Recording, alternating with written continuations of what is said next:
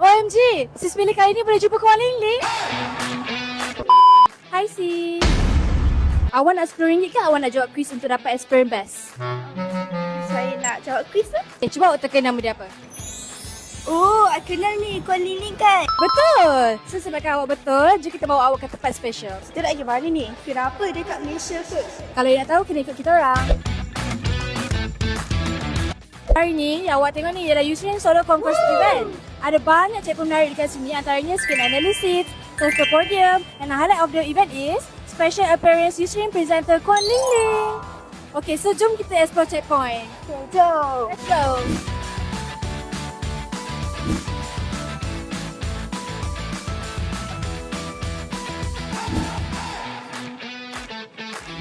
Wow, ada skin analysis lah korang. Jom kita try. No wonder lah kulit Kuan Ling cantik sangat. Rasa dia rupanya spotless brightening boosting essence dan booster serum. I tak sabar nak jumpa dia depan-depan. Tapi sebelum tu kita ada welcome speech pada country manager, education dan juga sharing session. In Malaysia. You are constantly exposed. Finally, highlight of the event, our Kuan Ling.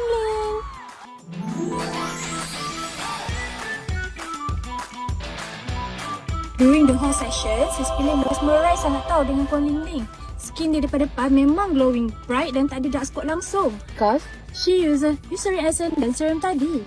Apa perasaan you lepas dah pergi event tadi and try the products? Bila I masuk tadi, I tengok banyak sangat produk dekat situ dan banyak checkpoint juga. Lepas tu, I dapat Kuan Liling dia sangat cantik, sangat glowing. First time dapat try boosting essence dengan boosting serum dia.